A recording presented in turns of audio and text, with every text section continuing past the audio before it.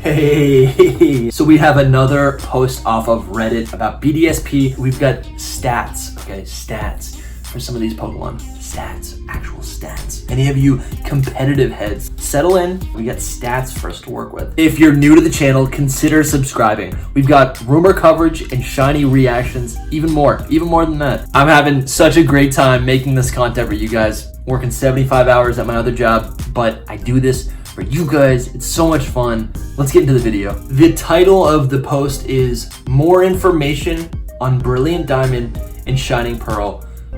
Hi everyone, I just received more information from my source. He works for Ilka, and that's all I can say. I wish I had a friend at Ilka. Really, I gotta start getting friends at all these game development studios. If I have one friend at every game studio, one of them is bound to work with Game Freak. And at that point, I become a leaker myself. He writes, first, I want to put up the starter stats and abilities because others had trouble finding it in the comment section. Oh, here come the stats. Mega Torterra. Okay, we got a Mega Torterra. So we got Mega Starters. And this one is a Mega Torterra. Its ability is Thick Fat, which is honestly a great ability for Torterra, covering that horrendous ice weakness and fire and ice weakness. All right, we got 95 HP, 149 attack, 125 defense, 75 special attack, 125 special defense, 56 speed. Mega Torterra is slow as it should be. Honestly, you could boot that special attack down a little bit further if you want to, if you're really trying to min-max, but these stats look massive. I forgot how wild Mega stats really are. We got 149 attack, that's crazy. I guess with the 75, it could have something like Scorching Sand in Gen 8. Like, that'd be cool to be able to burn things. Honestly, having Thick Fat is pretty crazy. 125 in both defenses. That's big boy stuff. The 95 HP, a little disappointing when you're looking at things that are like a really stall-8. Like, that'd be nice. Imagine a Mega Torterra with like even just like 110 HP. Next we have the Fire Monkey, Mega Infernape, ability Contrary. Whoa, that's crazy. Close combat Contrary. Oh, dude, Mega Infernape is one of my favorites. All right, let's check out these stats. 76 HP, 140 attack, 87 defense, 104 special attack, 87 defense, special defense, and 140 speed. So this thing's gonna be fast. Mega Empoleon is next, and everyone thought he's a king, right? Like an emperor. Wrong. He's a queen. Mega Empoleon gets Queen's Majesty, Queenly Majesty. Empoleon is one of the coolest to ever do it. You thought it was Zeus. Wrong. It's the Queen. Wrong. It's the Little Mermaid. Mega Empoleon is the Little Mermaid. 85, 84 HP. It's got 123 attack, 120 defense, 123 again special attack, 120 special defense, and then 60 speed. So it's kind of cool how that its stats mirror. It's pretty well rounded. This is the well-rounded one. But Queenly Majesty, unable to be hit by any sort of priority move. Yeah, that's really cool to see those stats. Even the guy, he gave us the abilities even. These are like optimized abilities. Really cool with this one.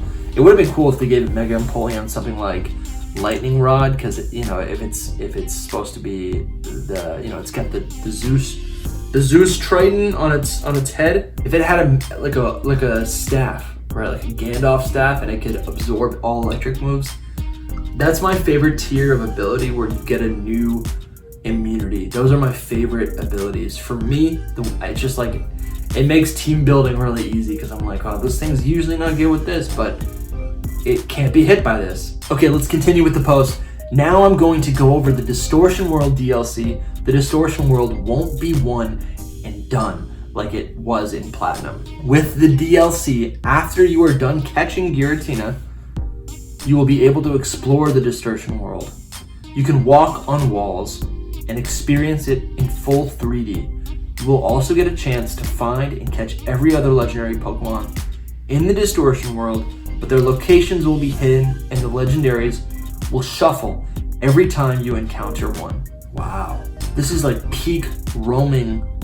This is cool. This is like weird, but it also kind of ties up with what they've been doing, making Legends like available in every game. Because like what's a better post game than collect rare Pokemon? This is weird, but I like this. This is believable, which means thick fat Mega Torterra is believable. Okay, the locations of the Legendaries will be signified by a portal that when you enter takes you to another location where you can battle and capture it.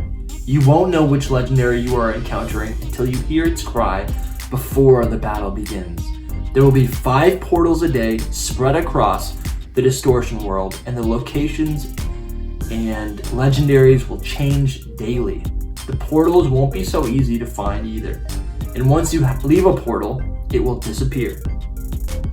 This DLC will be released early 2022, a month or 2 before Pokemon Legends Arceus. Again, this is a continuation of my previous post. Wow, so we're talking 2022 content right now, and it's DLC. Yeah, wow. So this, I really do like this concept. This lines up with Dynamax Adventures. It lines up with Ultra Wormholes. It also lines up with the Hoopa, with the little Hoopa rings, and the Hoopa wormholes in Oras. Okay, so how expansive would the Distortion World be?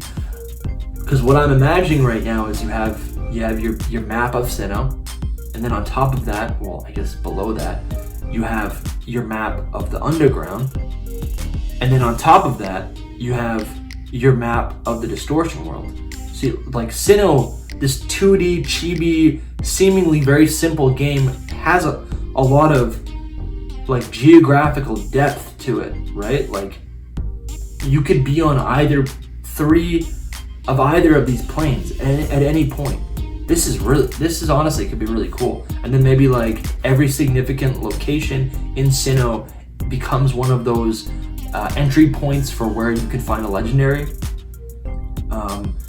But that, I guess, if that is the case, then that's making me doubt the significance of the underground, because I was thinking that would be where, you know, that the underground of Sinnoh would kind of mirror the underground of the Crown Tundra and the Dynamax Adventures.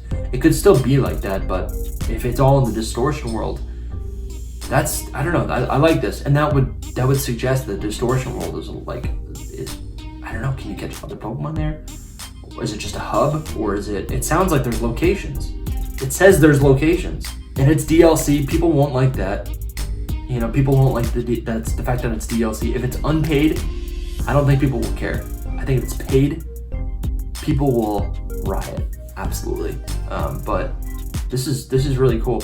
This could be nice, because a whole part of Sinnoh, for me, at least Platinum, was the post game and chasing the legendary birds, Cresselia, Latios. There's even more than that just roam around the whole region, and it was always a lot of fun to capture them, because when you caught one, you're like, yes, that was so hard, because it ran every time I found it. That's what you would say to yourself. Click right here to watch the latest Pokemon rumor. Thank you so much for watching, and good luck hunting.